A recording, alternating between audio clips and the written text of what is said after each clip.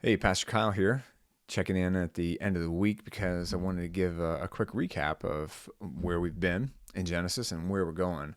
I thought maybe on Fridays it might be a good idea, because the book of Genesis is so big and so long, to just do some quick updates. Like, hey, what happened last time, right? Like when you watch a show and they try to connect what happened the last episode with the next one. So I wanted to do a little bit of that so that we don't move too far away from some of the major themes that we're experiencing in this book.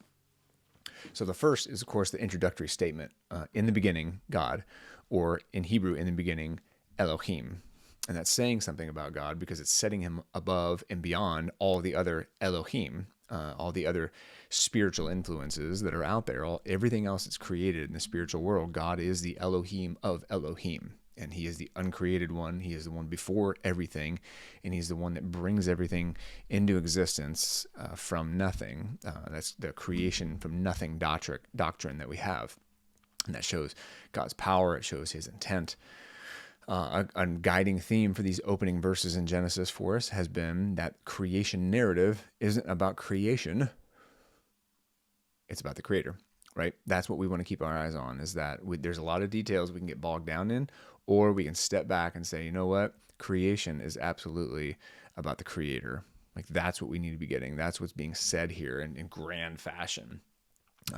We also talked about briefly that the creation narrative isn't like, it's not a scientific treatise. It's not a scientific. It's not devoid of science either. But it's about the creator. And so yes, you can see how if things were to develop scientifically, they would follow the similar pattern of what we see in Genesis. So it's not devoid of science, but it's not a science book either. We did hit that one.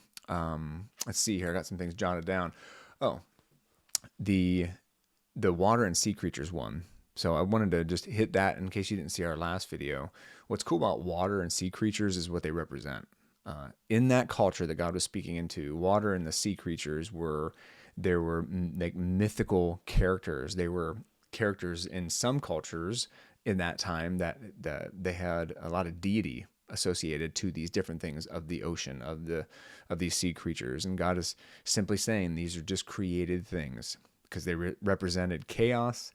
Water and the sea creatures, they represented fear. They represented the unknown. Again, they represented separation, because not everybody, we couldn't navigate the seas. Whereas God's saying, no, as big as scary as they are, there's no deity there. There's nothing to be worshipped there. They may be huge and scary. And this is the line that I heard somebody say, that God may have rebels, but he doesn't have rivals, in his created order. There's nothing that rivals God. So there may be some rebels, but there's no rivals. Also, what we can pull out of that meaning wise is that what we may fear, what we may worry about, like the sea creatures, like, the ocean, the chaos there, we can't make those things bigger than God. God is ultimately bigger than our problems, bigger than our issues. And that's good and healthy to pull out of these early days of creation as well.